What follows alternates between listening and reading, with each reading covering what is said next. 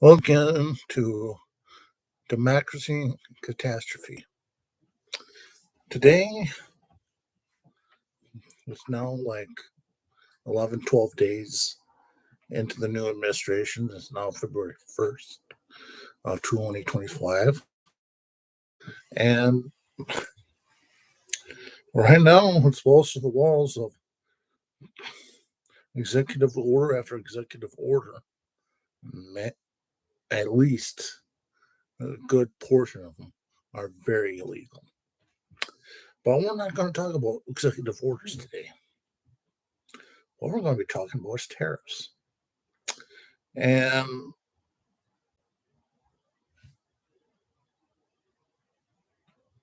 you were warned. All you guys who thought Trump won't be so bad after this time, maybe he learned his lesson. No, he hasn't. They're still there. Guess who's backing him? Elon Musk, Mark Zuckerberg, Jeff Bezos, and the list goes on of who's supporting the President of the United States. At the end of this administration, if there will be an end to this administration,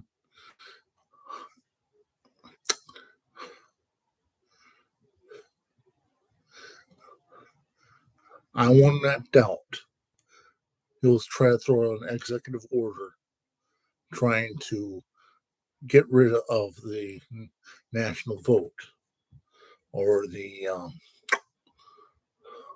electoral college for the presidency of the United States, and kind of suspend those amendments so he could have himself another term. I don't think America can handle this term or another term of a Trump. I think if America knows best, and I doubt it, that we know any better than what we did before, because we decided to shoot ourselves in our own foot.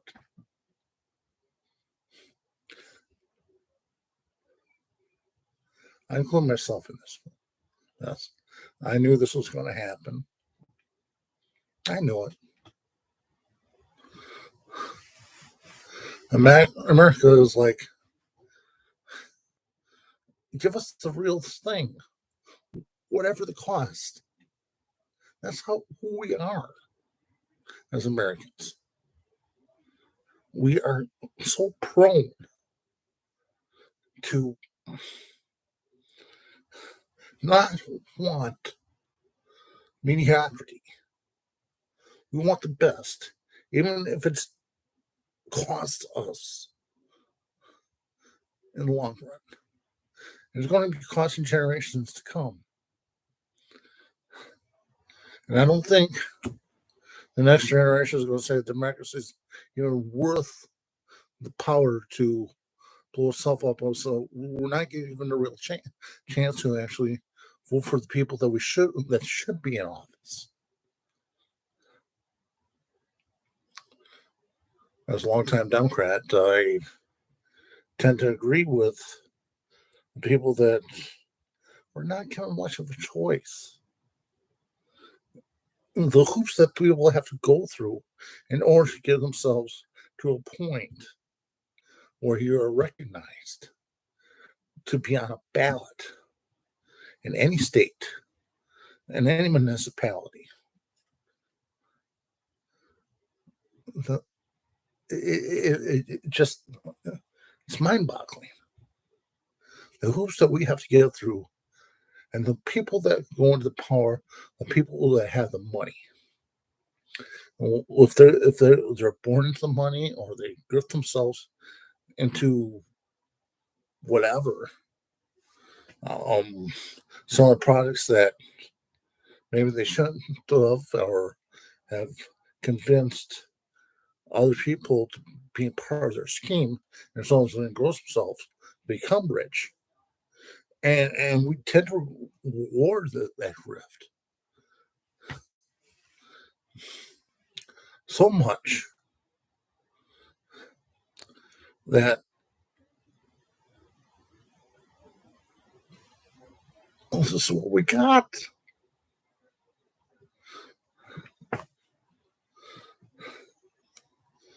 Michael Moore said best. Is this how we really truly are as Americans? Are we that so sadistic that we put idiots like Trump in office? He's no idiot. He's a grifter. His whole mission is to make money for himself and his family, but should not be at the expense of us.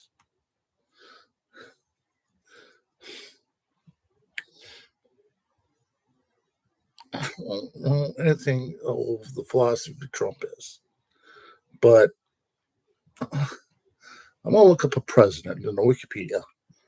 Uh, his name is President William McKinley, and we'll go to his Wikipedia page right now.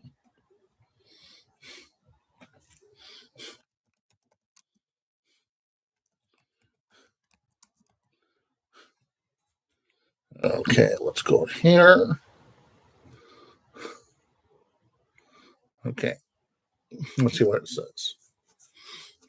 Okay, William McKinley, January 29th, 1843, September 14th, 1909, was the 25th President of the United States, serving from 1897 until his assassination in 1901.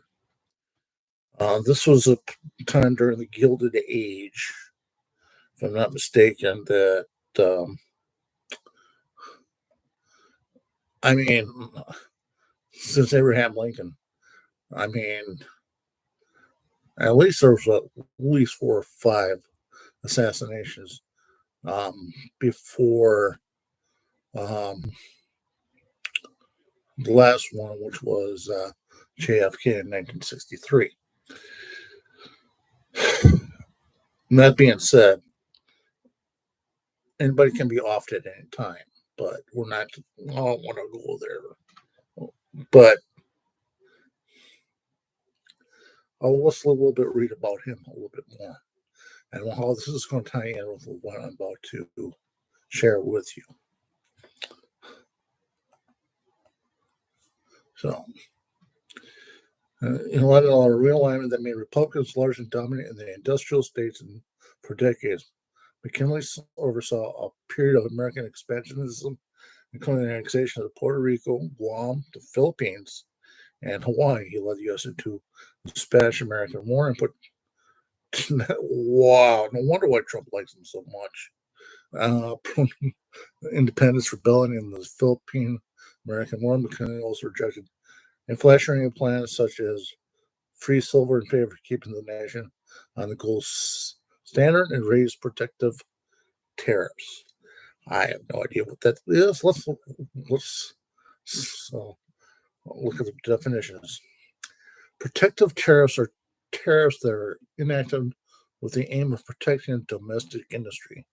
They aim to make imported goods cost more than equivalent goods produced domestically, therefore causing sales of domestically produced goods to rise, supporting local industry. Okay.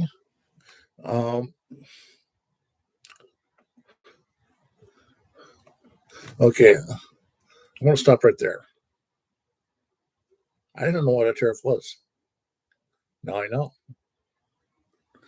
And I'm now understanding his point a little bit. Doesn't make me get a Trumper. I think the problem with globalization is that Trump believes, and like many Americans believes, and I believe this is kind of one of the reasons now I'm starting to understand his point of view a little bit more. It doesn't make me a Trumper.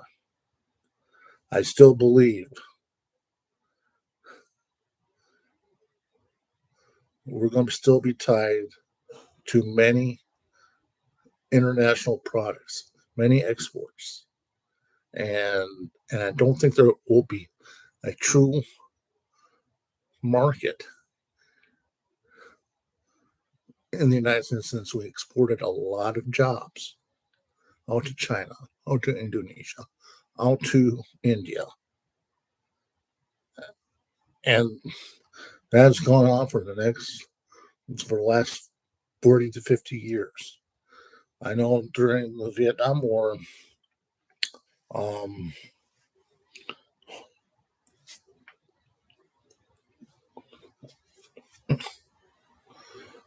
Richard Nixon visited Mao Zedong in China to open up a trading partner with China in hopes of expanding the American markets into Asia. When that happened, many of the jobs started to leave by 1980 to China, to India, to Indonesia, because most of the companies wanted was a bigger profit share at the cost of the American people or the American working class. I still believe it to this day. And when you do that, it hurts people living in the United States more than anybody else. And when jobs leave, there's an opportunity for new markets to come into the United States. And right now we're in an age of technology, or pretty much a um, techno information era, where there's free flow of information that pretty much gives us not much of an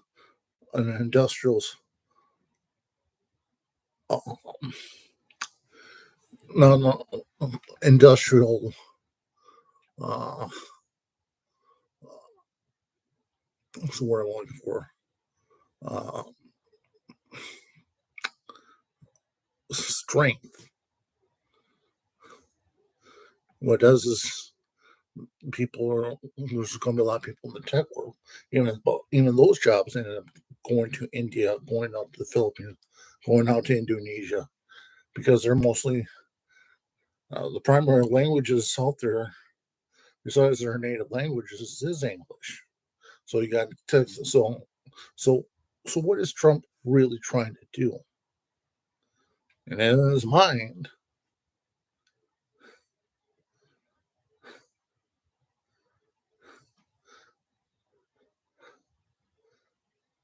these countries got much more strength, much more economic power over the United States. So therefore, they're a direct threat to the United States. So therefore, you put taxes on those higher goods. And many people that are in line with there's like, and there's this deep divide. And now I'm starting to understand a little bit more because I'm just after reading just that definition just now. Now it's making sense what he's doing. He's still a grifter, he's still a fraud. But I do understand where he's coming from. Do I support it? No, absolutely not. What needs now to happen is there needs to be a much more robust treaty with all the nations, first world, second world, third world, in which everybody's pretty much on an even playing field. No like favorites, no standards, no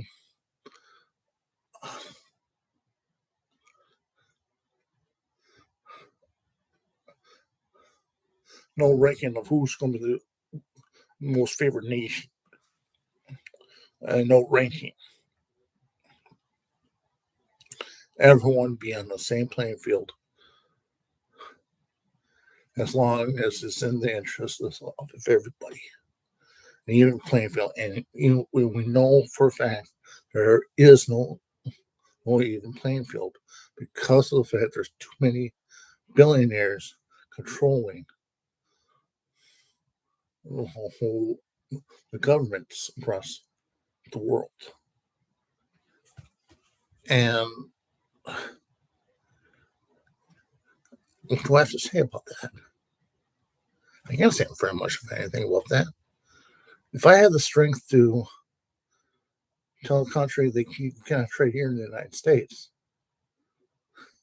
they can tell me you can't trade in our country. So there's sort of like an impasse. So what are you going to do? There's something that we need, and there's something they need. So what do we do as a world now? So we need to take this to the next level. And whoever understands the economic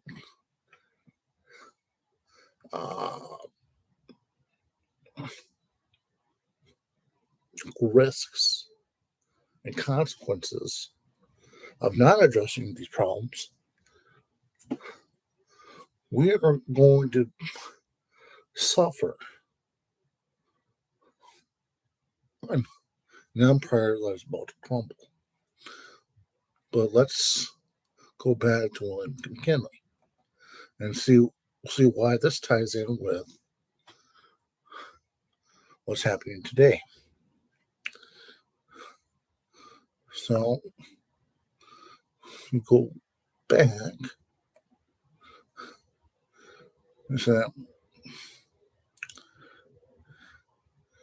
So I have no idea what inflationary appliance such as free silver in favor. I have no idea what that means. But let's see what the gold standard means. All right.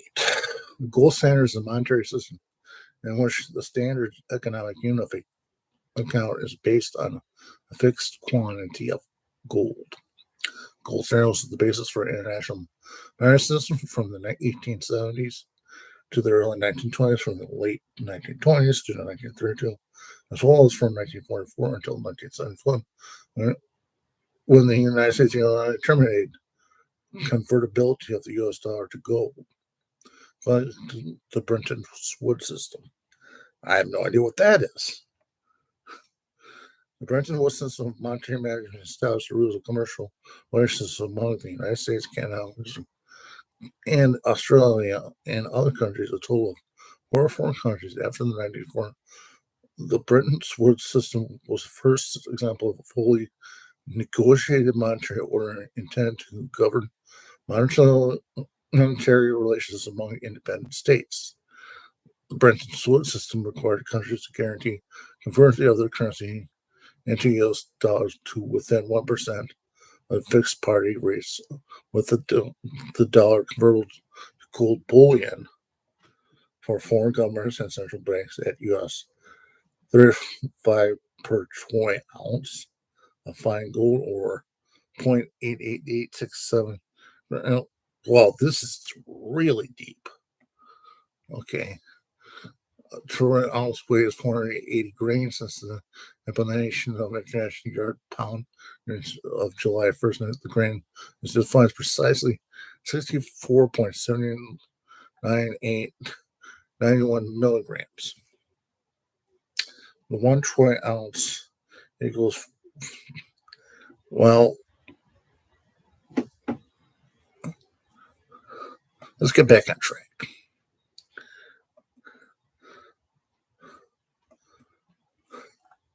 So, in other words,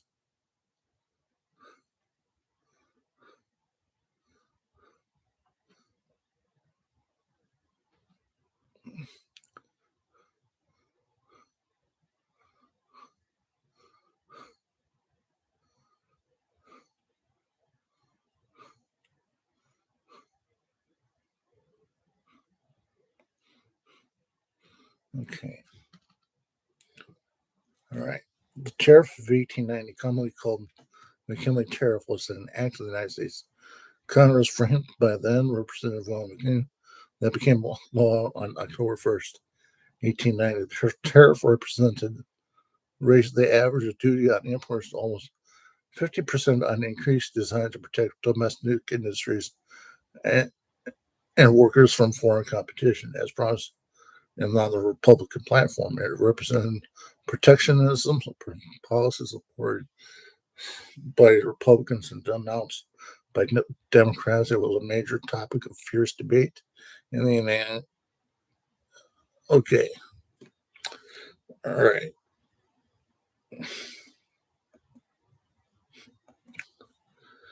So after reading all that, I think the media and the billionaire class has pegged us as fools.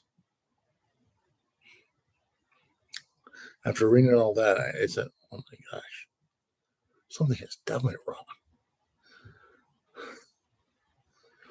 But that's not the crux of the matter. Now we know what we're doing. Now, what's it going to cost us? I was watching tidbits of the Kyle Kalinske show, and per person, on average, it's going to cost us personally a tax of $860 a year. That's a lot of money. But if you break it down, and I broke it down in costs, just a little spreadsheet on this.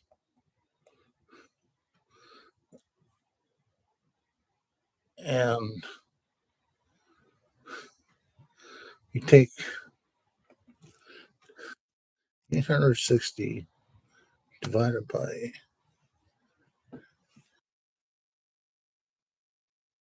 12.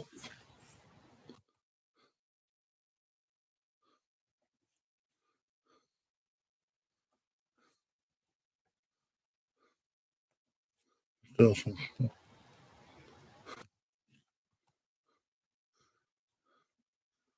per month, it's going to be $71.67 a month.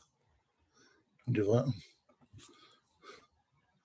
equals this divided by 4.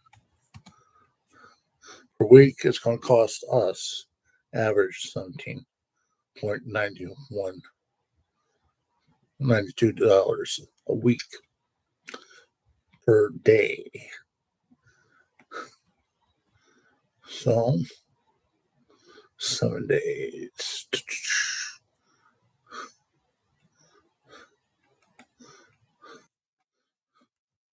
All right.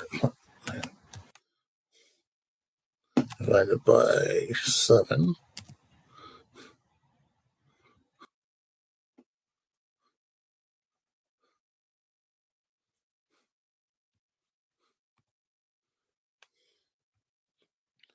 On a daily basis, it's going to cost us at least $2.57 a day.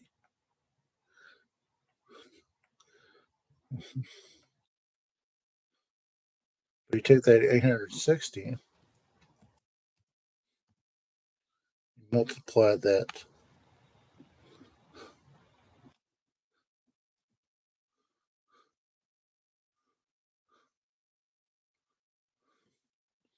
Right.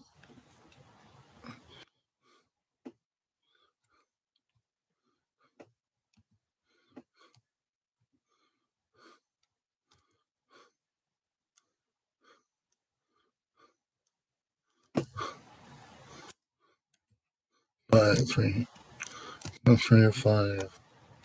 0, 0, 0.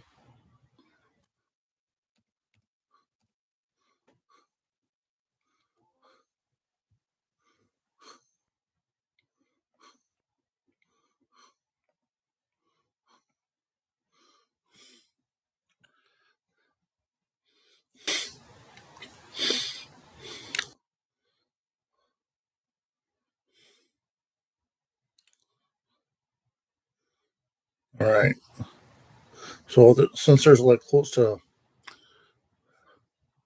340 million people here in America, the cost per year fighting, uh, paying the tariffs nationwide, this is just an average, is 288,100,000. Now you multiply that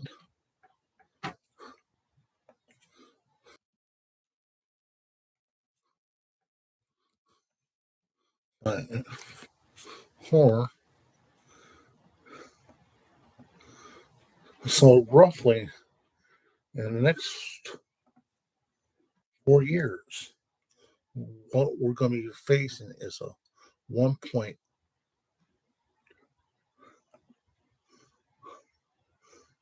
I'm going to average up to $1.2 trillion in 4 years, give or take.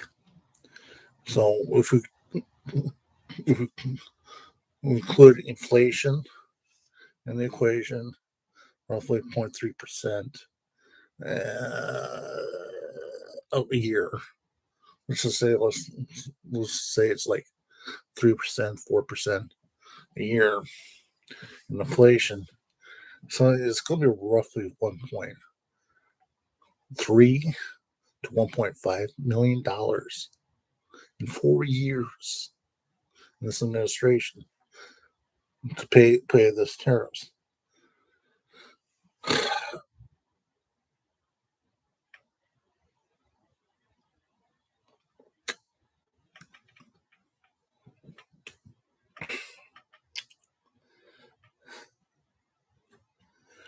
I don't know what his end game is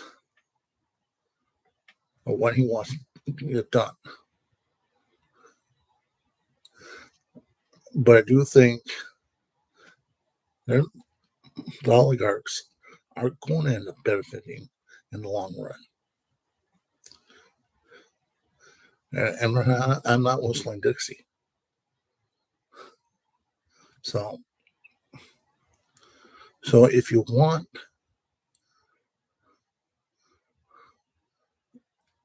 to voice opinion about this, go right ahead. Find somebody or someone who can actually try to figure out what can be done to cushion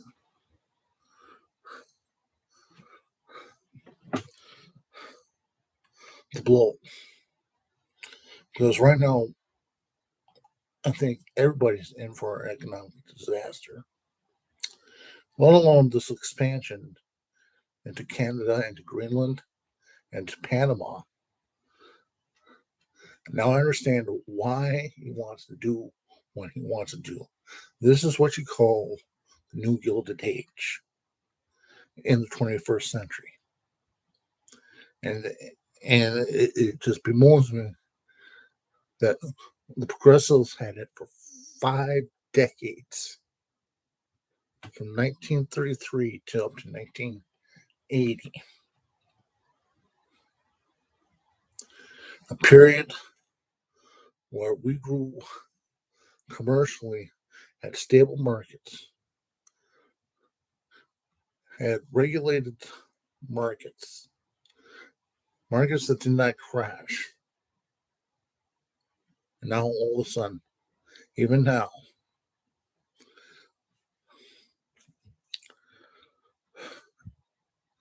there is a need for government. And right now, as I speak, and as I read his little biography, I didn't know very much about who he was until I read it. And I said, "Oh my gosh, this guy is trying to bring back something that was completely dangerous, but I need something to be balanced out.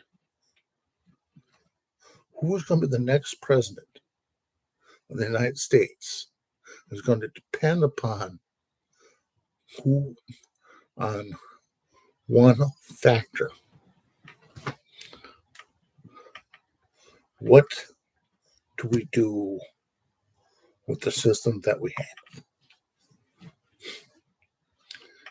And in Trump's eyes, we need to have an authoritarian style of government in order to take the band-aid off of everything and have everybody hurt.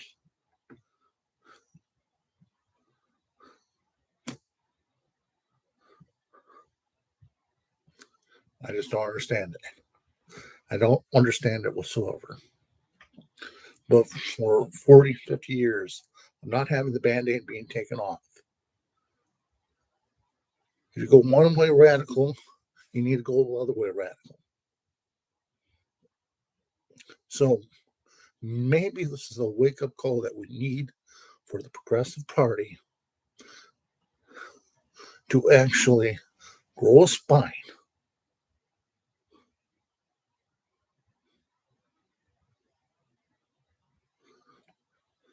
put in the right people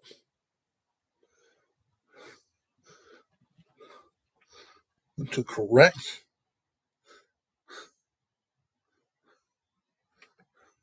the problems that we have, even if it is wrong. And right now, if I was a MAGA person, I definitely would say this was needed. These days of mediocrity, I think I now understand MAGA better. Doesn't make me a MAGA person. All it means is that I understand them now better. Just looking up an old president that was assassinated over 100 years ago.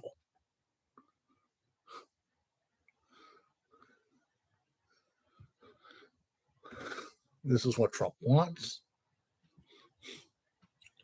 It's going to hurt. People are going to get rich. And it's definitely not going to be you or me. It's going to be them. They're going to benefit. So,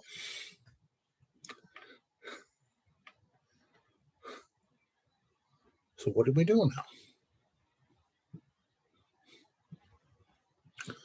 We've got to face the reality.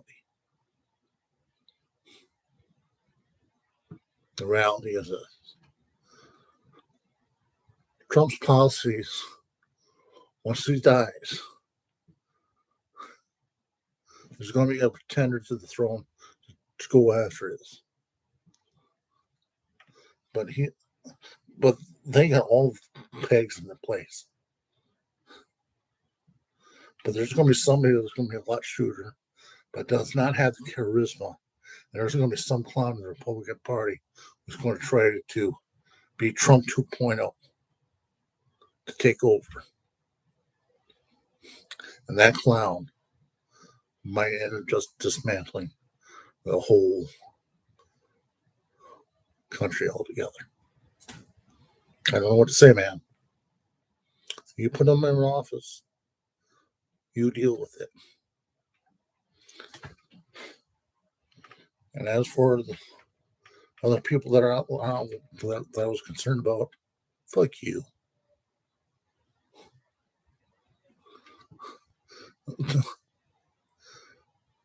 This wasn't the time to throw a hissy fit at Biden. It wasn't.